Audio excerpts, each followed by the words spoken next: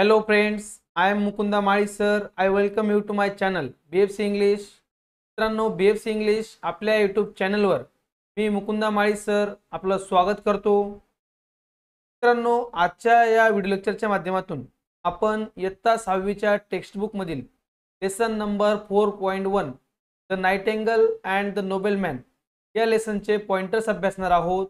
त्यासाठी मित्रांनो हा व्हिडिओ शेवटपर्यंत नक्कीच बघायचा आहे. चला तर मित्रांनो सुरुवात करूया. 4.1 the nightingale and the nobleman pointers. Question number 1. Read the story and say whether the following sentences are true or false. मित्रांनो आपल्याला ही स्टोरी वाचल्यानंतर खालील सेंटेन्सेस खालील स्टेटमेंट्स हे ट्रू आहेत की फॉल्स आहेत हे सांगायचं आहे. मित्रांनो बघा, ट्रू म्हणजे बरोबर आणि फॉल्स म्हणजे चूक. मित्रांनो वाक्य जर बरोबर असेल तर आपला आन्सर असेल ट्रू आणि वाक्य जर चुकीचं असेल तर आपला आन्सर असेल फॉल्स. बघूया पहिलं sentence. A no bird likes to be shut up in a cage. तर बघा कोणत्याही पक्ष्याला पिंजऱ्यात बंद केलेलं आवडत नाही. या प्रकारचं आपलं हे पहिलं सेंटेन्स आहे. तर आपला आन्सर असणार आहे बघा ट्रू. बी सेंटेन्स बघूया. The nobleman was rich and happy. तर बघा तो नोबेलमॅन जो आहे तो श्रीमंत होता आणि आनंदी होता. तर मित्रांनो आन्सर असेल फॉल्स, कारण तो व्यक्ती श्रीमंत होता परंतु आनंदी नव्हता. पुढील सेंटेन्स बघूया. C the nobleman did not set the bird free. त्या व्यक्तीने पक्षाला मुक्त केले नाही. या प्रकारे मित्रांनो हे सेंटेन्स आहे. तर मित्रांनो हे वाक्य चुकीचं असेल, कारण त्या व्यक्तीने पक्षाला मित्रांनो मुक्त केलेले आहे. आन्सर असेल फॉल्स. पुढील बघूया. D the nobleman didn't think much of the secret. तर बघा त्या नोबेलमॅनने त्या सिक्रेट बद्दल कुठलाही विचार केला नाही. या प्रकारे आपला हे सेंटेन्स आहे. तर आन्सर असेल ट्रू. की the nightingale had rare diamonds under his wings. तर त्या गाणाऱ्या बुलबुल पक्षाच्या पंखांमध्ये रेअर असे दुर्मिळ असे डायमंड्स होते का? तर मित्रांनो हे वाक्य जे आहे हे फॉल्स असेल, कारण मित्रांनो कोणत्याही सर्वसाधारण पक्षाच्या पंखांखाली डायमंड्स नसतात. या प्रकारे आपला हे सेंटेन्स लक्षात घ्यायचं आहे. पुढील वाक्य बघा.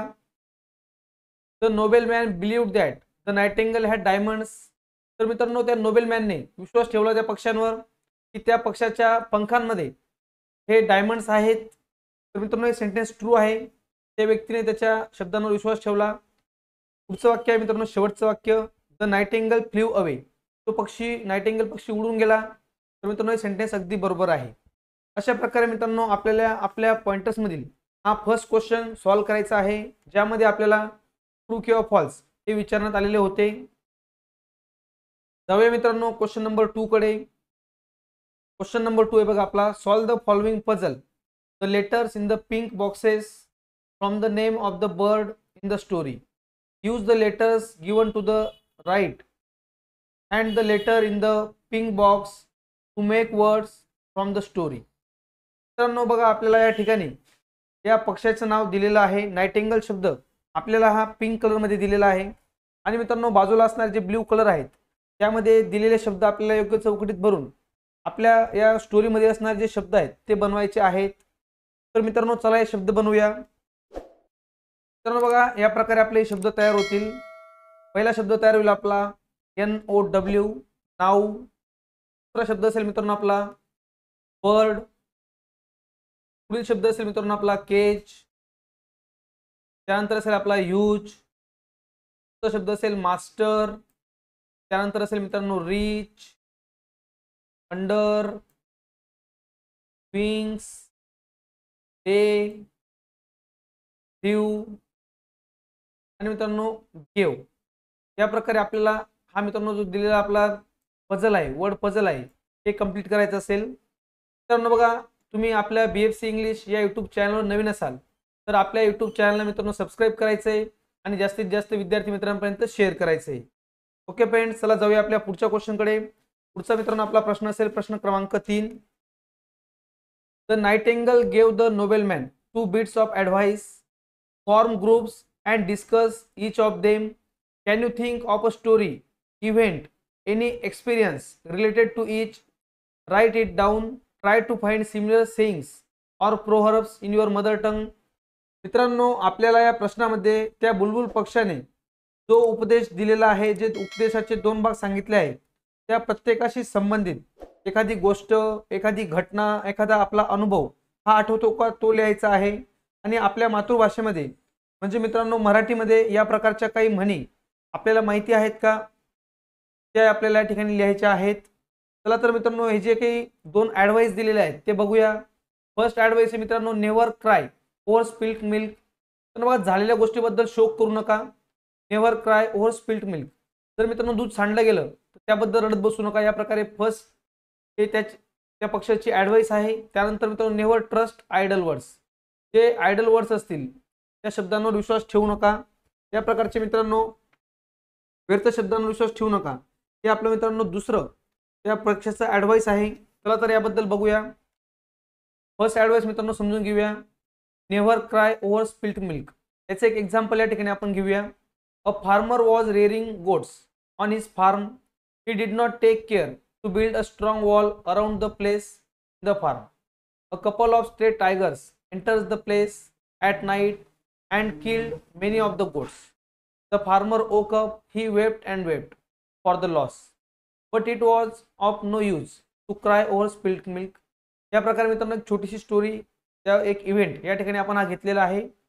तर बघूया दुसरा point, never trust idle words. Ramrao met his old school friend and told the man that he was one of the richest person in the city.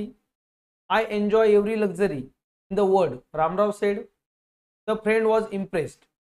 One day, the friend saw that Ramrao was working as a laborer at the roadside. He realized that it was his mistake. Trust Ramrao's idle words. या प्रकारे मित्रांनो छोटेसे आपण 2 event या ठिकाणी लिहिलेले आहेत। चला तर आपल्या प्रश्नानुसार आपण आता काही सिमिलर प्रोव्हर्ब बघूया मराठीमध्ये असणारे। गतकाळाचा शोक फुका, म्हणजे मित्रांनो जो काळ गेलेला आहे, भूतकाळ जो आहे त्याचा शोक करणं, त्याचं दुःख करणं हे व्यर्थ असते। दुसरा पॉइंट बघूया, पोकळ बढ्यांना भुलू नका, निरर्थक शब्दांनी फसू नका। या प्रकारे मित्रांनो काही आपल्याला मराठी प्रोव्हर्ब या ठिकाणी लिहिता येतील। त्यानंतर मित्रांनो आपल्या पुस्तकात जो क्वेश्चन नंबर 4 दिलेला आहे तो आपल्याला मोठ्याने वाचनाचा क्वेश्चन आहे। तर त्या क्वेश्चनला मित्रांनो आपण सगळ्यांनी त्या प्रकारे वाचन करायचं आहे। Question number 5, use the given words in place of the highlighted words and translate each sentence you make. मित्रांनो आपल्याला या पुढील वाक्यांमध्ये या ठिकाणी हायलाइटेड वर्ड्स जे दिलेले आहेत त्या 3 शब्दांना मित्रांनो चेंज करायचे आहे पुढे दिलेल्या ब्रॅकेटमध्ये दिलेल्या शब्दानुसार। आणि हे मित्रांनो वाक्य बनल्यानंतर हे वाक्य आपल्याला मराठीत लिहायचे आहेत। चला तर बघूया। पहिले मित्रांनो बघा, the bird flew a little higher. या वाक्यामध्ये मित्रांनो अ लिटलला आपल्याला चेंज करायचं आहे, या ठिकाणी much, a lot, just a little. या प्रकारे मित्रांनो आपल्याला हे वाक्य बनवायचे आहेत। तो पक्षी थोडा उंच उडाला, या प्रकारे मित्रांनो हे वाक्य आहे। आता आपण अ लिटलच्या जागेवर वाक्य चेंज करूया, शब्द चेंज करूया आणि वाक्य बघूया। The bird flew much higher, तो पक्षी अधिक उंचावरून उडू लागला। The bird flew a lot higher, तो पक्षी खूप उंचावरून उडू लागला। आणि मित्रांनो तिसरे बघा, the bird flew just a little higher, तो पक्षी थोडा अधिक उंचावरून उडू लागला। या प्रकारे मित्रांनो आपल्याला हे शब्द चेंज करायचे आहेत। आणि या ठिकाणी मित्रांनो आपले हे वाक्य तयार होतील आणि या वाक्यांचा अशा प्रकारे मराठी अर्थ आपल्याला लक्षात घ्यायचा आहे। या शब्द मित्रांनो आपल्याला हे आले पाहिजे। पुढचे वाक्य बघा, I never trust idle words. मी कधीही आयडल वर्ड्सवर विश्वास ठेवत नाही, निरर्थक शब्दांवर विश्वास ठेवत नाही। या प्रकारे मित्रांनो हे वाक्य आहे आपलं। आता तर चला बघूया, चेंज करूया आपण यामध्ये ऑफन आणि ऑलवेज या शब्दांचा वापर करूया। I often trust idle words, मी अनेकदा निरर्थक शब्दांवर विश्वास ठेवतो। या प्रकारे मित्रांनो चेंज होईल। ऑफन हा मित्रांनो शब्द वारंवारता दाखवतो। I always trust idle words, मी नेहमीच निरर्थक शब्दांवर विश्वास ठेवतो। या प्रकारे आपले हे वाक्य तयार होतील। तिसरं बघूया, द बर्ड्स फ्ल्यू अवे, पक्षी उडून गेला। या प्रकारे मित्रांनो हे वाक्य आहे। तर बघूया यामध्ये आपण अप, डाऊन, लेफ्ट, राईट, फार, अवे या शब्दांचा यूज करूया आणि वाक्य बनवूया। द बर्ड फ्ल्यू अप, तो पक्षी वर उडू लागला। द बर्ड फ्ल्यू डाऊन, तो पक्षी खाली उडू लागला। द बर्ड फ्ल्यू लेफ्ट, तो पक्षी डाव्या बाजूला उडू लागला। द बर्ड फ्ल्यू राईट, तो पक्षी उजव्या बाजूला उडू लागला। The bird flew far away, तो पक्षी खूप दूर उडून गेला। या प्रकारे मित्रांनो आपल्याला हे वाक्य बनवायची आहेत आणि यांचा मराठी मिनिंग हा मित्रांनो लक्षात घ्यायचा आहे. चला तर पुढील क्वेश्चन बघूया. Question number 6. Try to collect at least 20 proverbs or sayings in English. मित्रांनो आपल्याला या ठिकाणी इंग्लिशमधील 20 म्हणी किंवा सुवचने या ठिकाणी आपल्याला लिहायची आहेत. आपण काही मित्रांनो या ठिकाणी बघूया. Health is wealth, a stitch in time saves 9, to err is human, as you sow so shall you reap, a friend in need is a friend indeed, where there is a will there is a way, no rose without thorns, tit for tat, might is right, silence is golden. या प्रकारच्या मित्रांनो काही proverbs या ठिकाणी आपण बघितलेले आहेत. या प्रकारच्या मित्रांनो इंग्लिश प्रोव्हर्ब्स त्या तुम्ही कलेक्ट करण्याचा प्रयत्न करायचा आहे, शोधायचे आहेत मित्रांनो थोड्याशा प्रोव्हर्ब्स आपण. चला तर जाऊया क्वेश्चन नंबर 7 कडे. Use some other suitable words in place of the highlighted words at every step. या ठिकाणी बघा ॲट एव्हरी स्टेप असणार आहे. हा मी या ठिकाणी एक्स्ट्रा टाईप झाला आहे ॲट एव्हरी स्टेप. तर बघा या ठिकाणी दिलेल्या प्रत्येक पायरीवर प्रत्येक स्टेपला आपल्याला वेगवेगळे शब्द घ्यायचे आहेत आणि हे वाक्य मित्रांनो मिनिंगफुली चेंज करायचे आहेत. काही ठिकाणी एक शब्द असेल तर काही ठिकाणी मित्रांनो फ्रेज असेल ते आपण चेंज करूया आणि वाक्य बनवूया. बघा पहिलं वाक्य, if you let me go I will tell you the secret of happiness. जर तुम्हाला जाऊ दिले तर मी तुला आनंदाचे गुपित सांगेल, आनंदाचे रहस्य मी तुला सांगेल. या प्रकारे मित्रांनो हे वाक्य आहे आणि या ठिकाणी चेंजेस करून आपल्याला हे वाक्य बघा पुढील प्रमाणे बनवायचे आहेत. If you let me go I will tell you how to get success. If you let me go I will give you nice biscuits. If you let me play I will help you in the kitchen. या प्रकारे मित्रांनो काही changes करून आपल्याला हे वाक्य बनवायचे आहेत. तर या ठिकाणी हे वाक्य असे लिहिण्यापेक्षा चेंजेस करण्याचा प्रयत्न करा आणि छानपैकी मित्रांनो प्रॅक्टिस करा वाक्य बनवण्याची. चला आता पुढचा भाग बघूया, बी भाग. How stupid of me. या ठिकाणी मित्रांनो स्टुपिड शब्द आपण चेंज करूया आणि इतर वाक्य बनवूया. How clever of me, how nice of you. या प्रकारे मित्रांनो आपल्याला वाक्य बनवता येतील. तर या ठिकाणी बघा तुम्ही ऑब्जेक्टिव्ह केसमध्ये असणारे आपले जे मित्रांनो प्रोनाऊनचे केसेस आहेत ते इथं वापरायचे आहेत आणि या ठिकाणी मित्रांनो वेगवेगळ्या प्रकारचे ॲडजेक्टिव्ह आपण वापरू शकतो. चला तर बघूया C sentences. The noble man watch as the bird flew away.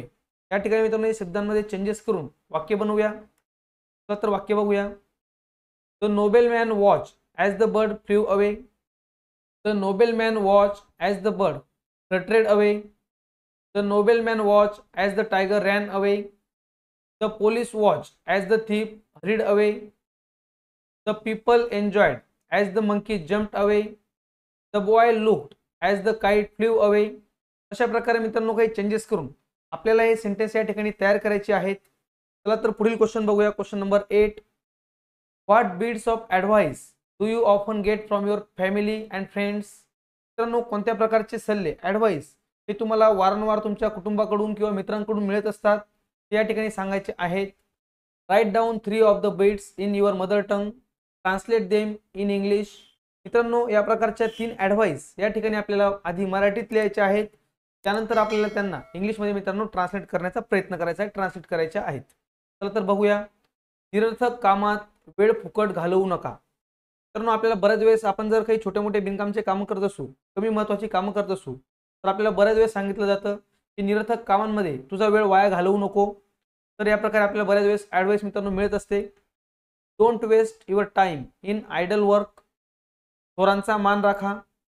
आपण बघा काही वेळेस बऱ्याच वेळेस हट्टीपणा करतो, तर आपल्याला त्यावेळेस मोठ्यांचा मान ठेवावा या प्रकारे समजावले जाते. थोरांचा म्हणजे मित्रांनो मोठ्या व्यक्तींचा आपण मान ठेवावा. तर आपण इंग्लिशमध्ये करू बघा. Respect elderly persons.